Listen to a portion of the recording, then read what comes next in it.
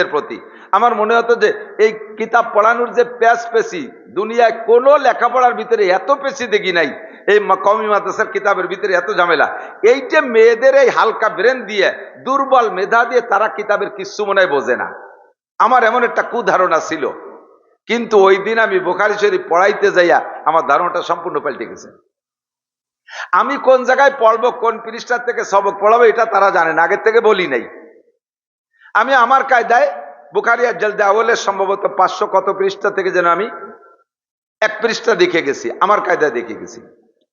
তো ওখানে পড়ানোর সিস্টেম হলো, শিক্ষক বাইরে বসে, ভিতরে মাইক দেওয়া আছে, বাইরে থেকে হুজুর পড়ায়, ভিতরে মেয়েরা, কেউ কেউ দেখে না। এই বিভিন্ন মাদ্রাসা আছে না একেবারে ওপেন, সরাসরি হাদিস পড়াচ্ছে আর মেয়েরা সামনে বসে পড়তেছে, হুজুরিও মেয়েকে দেখে, মাইয়েরা হুজুরকে দেখে, এরকম ভালো ভালো মাদ্রাসা আছে না, এর সে ক্লাসে পাও জুলই দিয়ে বসে পড়ে। তো আমাদের এসব মাদ্রাসায় সে সিস্টেম নাই। আমাদের মেয়েরা কোথায় থাকে হুজুর জানে না, আর হুজুর কোন জায়গায় পড়াচ্ছে মেয়েরা ভিতরে থেকে দেখবে না, ফুটো ফাটাই দিয়ে বুলুক দিয়ে দেহার কায়দা নাই। আমরা সেভাবে বসি, আক্তার সাহেব আমার সাথে আরো 2-3 জন মুহাদ্দিস আছে, ভিতরে মেয়েরা বসা। আমি বললাম এত নম্বর পৃষ্ঠা খোলো। আর হাদিস পড়ানোর সিস্টেম হলো, ছাত্রীরাই, বুখারী হাদিস পড়ানোর সিস্টেম, দাওরা হাদিসের সব কিতাব, ছাত্রীরা বা ছাত্ররা রিডিং পড়বে, উস্তাদ শুধু শুনবে, সব হাদিসের তর্জমাও হবে না, তর্জমাও হবে না। যেই হাদিসটার উপরে কিছু জরুরি কথা আছে ওখানে ব্রেক করে দিয়ে হুজুর বলবেন থামো, এরপরে সেখানে কথা বলে। এটা হলো হাদিস পড়ানোর নিয়ম। তো সেই নিয়ম অনুসারে আমি বললাম যে এত নম্বর পৃষ্ঠা থেকে তোমরা কেউ পড়ো। ওদের ওখানে মাইক আছে, আমাদের এখানে সাউন্ড বক্স দিয়ে আছে। আল্লাহু আকবার। সত্য হবে, একেবারে বিলকুল সত্য কথা, আমি নিজেই পড়াইছি। এই যে পৃষ্ঠা দেখেন, বুখারী শরীফের পৃষ্ঠা কিন্তু কোরআন শরীফের কমপক্ষে 3 থেকে 3.5 পৃষ্ঠা এর এক এক পৃষ্ঠার মধ্যে লেখা আছে, এবং জের জবর পেশ দেয়া নাই, জের জবর পেশ দেয়া নাই। বোঝেন, জের জবর পেশ না দেয়া থাকলে এইটা পড়া কেমন, কে পড়তে পারবেন? যেমন বাংলায় অক্ষর, বাংলা অক্ষর কতগুলো মিলে একটা শব্দ বানানো লাগে না? তো শব্দ বানানোর জন্য মাঝখানে সংযোগের জন্য আকার, রসিকার, একার, ঐকার এগুলো ব্যবহার করা লাগে না? তো আকার, রসিকার, একার, ঐকার ছাড়া খালি যদি লাইন ধরে অক্ষর লেহেত হয়, তাহলে এই যে কি শব্দ বানানো যায়? বুঝতে পারি নেই, হ্যাঁ? যায়? কোন অবস্থায় যায় না। কামাল লিখবেন, কামাল, তাতে যদি কামাল লিখতে যাইয়া শুধু ক আর ম আর ল লিখে থন, তাহলে এই যে কি বলবেন? কমলও ভর্তি পারেন, কমলাও ভর্তি পারেন, কুমিল্লা, বিভিন্ন দিক নিতে পারেন। জের জবর যতক্ষণ দেন নাই ওরে মেলা দিক নেওয়ার কায়দা আছে, ঠিক না? এখন আপনাকে আরবিতে পড়তে হলে জের জবর হলো আকার, রসিকার, এই হাদিসের কিতাবে কিন্তু দিয়ে নেই, দুটি একটা জায়গায় জায়গায় আছে। এইটা দিয়ে পড়া শেখার জন্য 10 বছর পর্যন্ত গ্রামার পড়া লাগে। সব মৌলানারা পারে না, মৌলানা হলেই পারে না, বিটা মৌলানা লাগে। তো আমি বললাম যে তোমরা একজন একটু ইবারত পড়ো, আরবিতে বলে রিডিং বলে ইবারত, ইবারত পড়ো।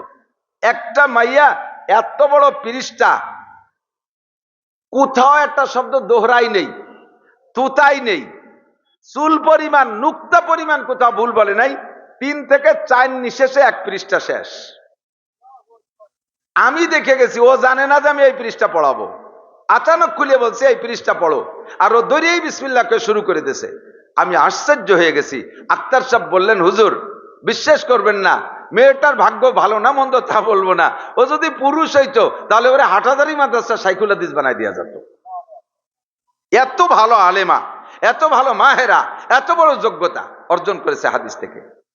তো আমাদের মেয়েরা বুখারী শরীফ পড়বে, অনেকে আছে হাদিসের উপরে একটু ধারণা ভালো না, কয় যে জীবন যাপনের জন্য তো কোরআনই যথেষ্ট, হাদিস লাগে কোন সাগে?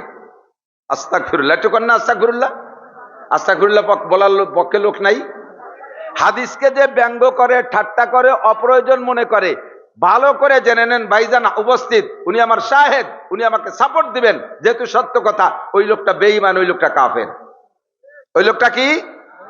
হাদিস সম্পর্কে মন্তব্য, এই হাদিস তুমি যে মন্তব্য করতেছ হাদিসের উপরে, হাদিস সুর কি?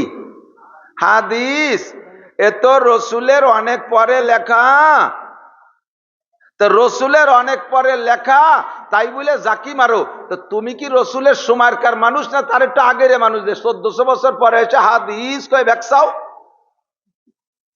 তুমি কোন সময়কার মানুষ? যেই লোকটা বুখারী হাদিস লিখছেন 6 লক্ষ সহি হাদিস জানতেন। কয় লক্ষ?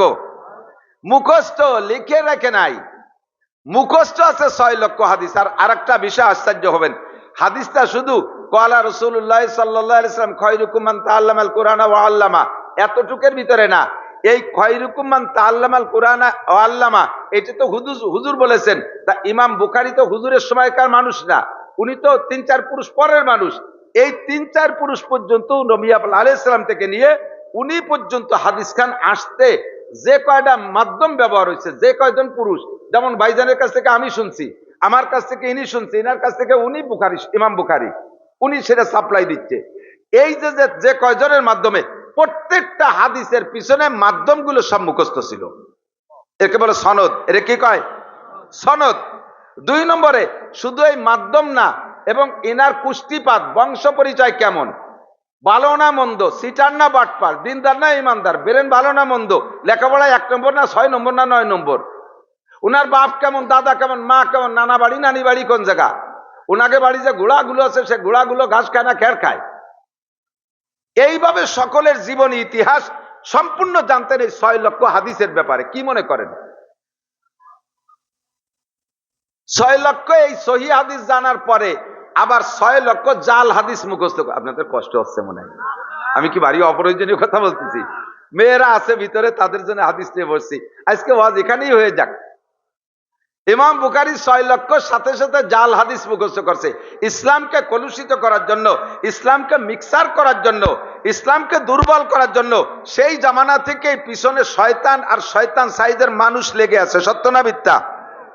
এই যে ইসরায়েলি বলে না, এক প্রকারের হাদিসকে বলা হয় ইসরায়েলি রেওয়ায়েত। এই ইসরায়েলি মানে ইসরায়েলি, ওই শয়তানরা, ইহুদিরা, ওদের মধ্যে বড় বড় আলেম ছিল, ওই ইহুদি আলেম, ওরা ইসলামের বিপক্ষে অনেক ভালো ভালো কথা তৈরি করে, মনে হবে সাধারণ পাবলিক বা ছোট মোটো মৌলবীরা বা মোটামুটি আলেমরাও যদি সহিহ হাদিস সম্পর্কে অভিজ্ঞতা না থাকে, তারা এই কথাগুলো শুনেই অনায়াসে মেনে নেবে যে এটা রসুলেরই কথা। যেমন একটা কথা আপনাদেরকে বলি, এদিক তাকান। আন্নাসু কুল্লুহুম হালকা ইল্লাল আলিমুন ওয়াল আলিমুনা কুল্লুহুম হালকা ইল্লাল আমিলুন ওয়াল আমিলুনা কুল্লুহুম হালকা ইল্লাল মুখলিসুন ওয়াল মুখলিসুনা আলা খাতারিন আযীম। আর সেতে সুন্দর একটা শব্দ আছে, সুর দিয়ে টাইম দিয়েও বলা যায়, ওয়াল মুখলিসুনা আলা খাতারিন আযীম।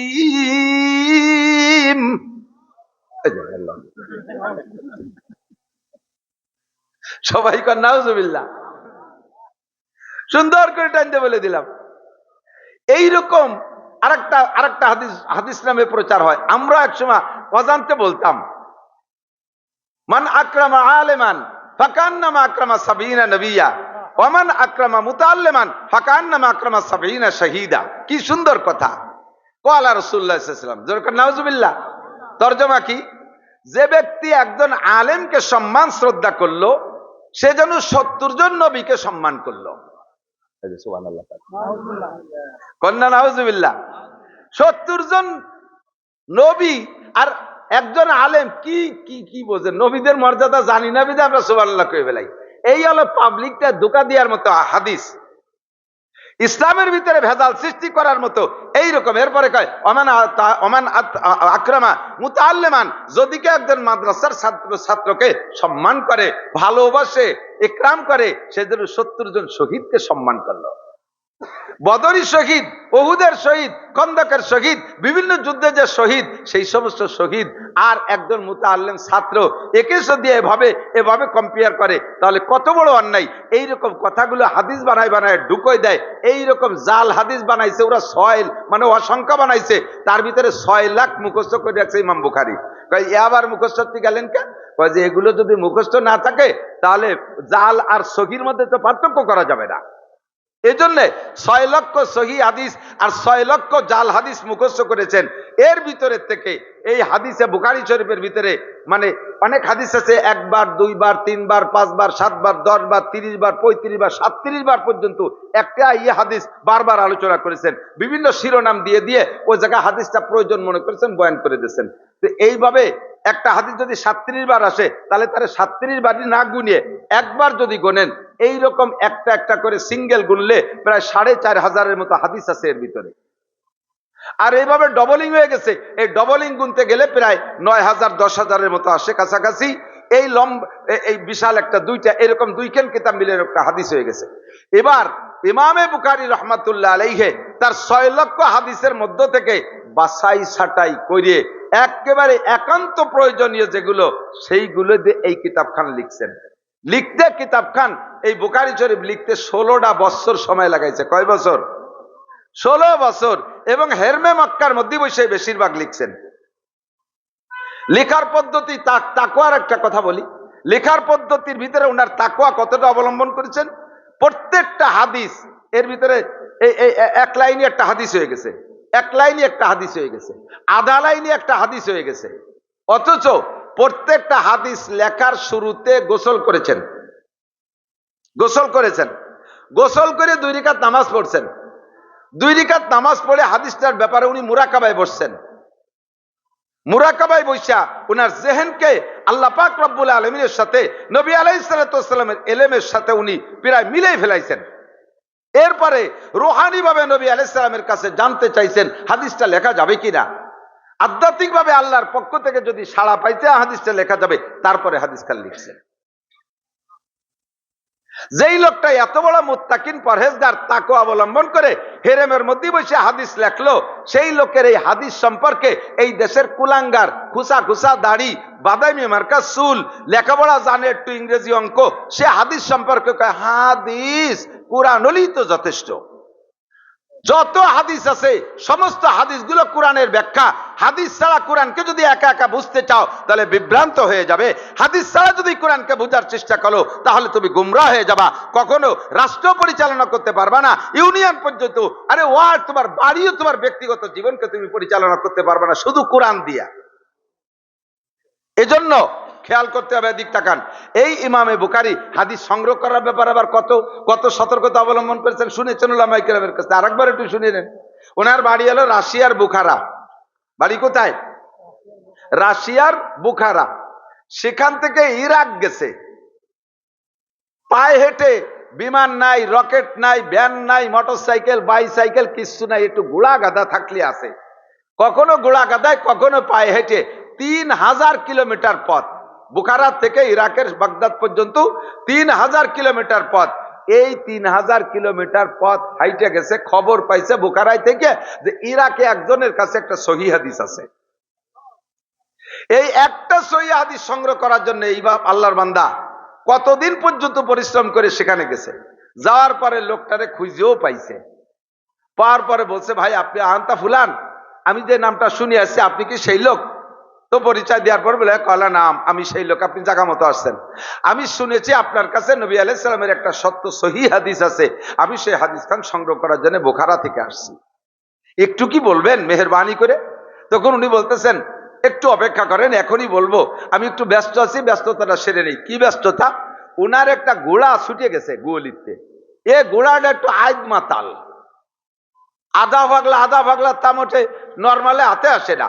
এই মরুভূমি সর দিয়ে পাগলা মেরে দৌড়ে বেড়াচ্ছে, তা ধরতেই পারতেছে। আমি ঘোড়াটারে ধরে একটু বাঁধে নিয়ে আপনার কার্দে মরিচ গাছ খাই বলবেন, একটা ঝামেলা হতে পারে।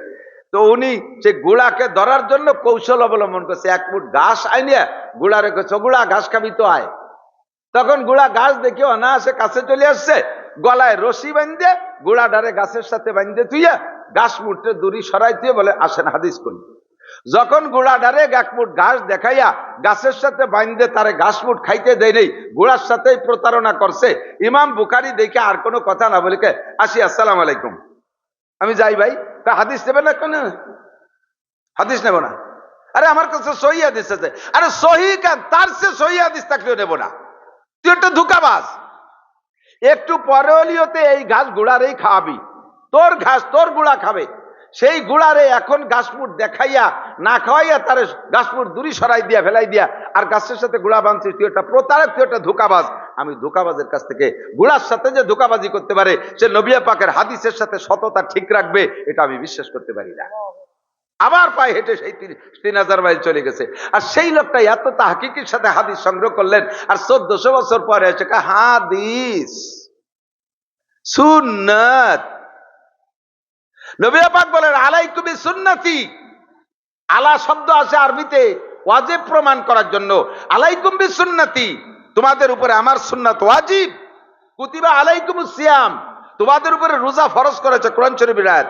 কুতিবা আলাইকুমুস সিয়াম, তোমাদের উপরে রোজা ফরজ করা হয়েছে। এখানেই ফরজ শব্দ আছে আলাইকুমের থেকে, আলা থেকে। ও জায়গা হুজুর বলে আলাইকুম বিসুন্নতি, টুপি, দাড়ি, পাগড়ি, জুব্বা, দস্তারখান, ঢিলা, কুলুক, মেসওয়াক, অল এভরিথিং সুন্নাত আলাইকুম, তোমাদের উপরে ওয়াজিব। আল্লাহ পাক হুকুম করেছেন মা তাকুম রাসূলু ফাকুযুহু ওয়া মা নাহাকুম আনহু ফান্তাহু। এই দৃষ্টিতে তাকাইলে, এই আয়াতের দিকে তাকাইলে নবী পাকের সমস্ত সুন্নাতগুলোকে ফরজ বলে ধরে নেওয়া যায়, ওয়াজিব বলে ধরে নেওয়া যায়। কারণ আল্লাহ পাক বলেন আমার নবী তোমাদেরকে যেই কাজটা যেভাবে করতে বলে ওইটাকে ওইভাবে করো। নবী টুপির কথা যেভাবে বলে ওইভাবে পরো, চুলের কথা যেভাবে বলে ওইভাবে কাটো, মোজ যেভাবে বলে ওইভাবে কাটো, দাড়ি যেভাবে লম্বা রাখতে বলে ওইভাবে রাখো, পাগড়ি যেভাবে পড়তে বলে ওইভাবে পড়ো, ওইভাবে ব্যবহার করো। এমন করে সুন্নাত যতগুলি, নবী যে আমলটা যেভাবে বলে ওইটা ওইভাবে করো। এই করার হুকুমটা দিয়েছেন কে? আল্লাহর হুকুম। আল্লাহর হুকুমের ব্যাপারে আপনাদের তো এই জায়গা উসুল পড়ানো মুশকিল। একটুক বলে যাই, কতিউ সুবুত কতিউ দালালাত।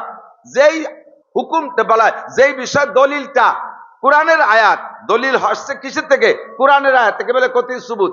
আর তার তর্জমা বুঝতে যদি কোনো বিভ্রান্তের ভিতরে পড়তে না হয়, কোনো দ্বিধাদ্বন্দ্ব না হয়, ক্লিয়ার তর্জমা হয়, এইরকমকে বলা হয় কতিউ সুবুত আর কতিউ দালালাত। এই কতিউ সুবুত আর কতিউ দালালাতের মাধ্যমে যদি আল্লাহ তাআলা কোনো বিষয় অর্ডার করে সেইটা ফরজ, কমপক্ষে ওয়াজিব হয়ে যায়। তাহলে সেই হিসেবে ধরে নেওয়া যায় সুন্নাত যেগুলো আছে, নবী পাকের কথা যেগুলো আছে, এগুলোকে 1 নম্বরে বিশ্বাস করা ফরজ। এর মধ্যে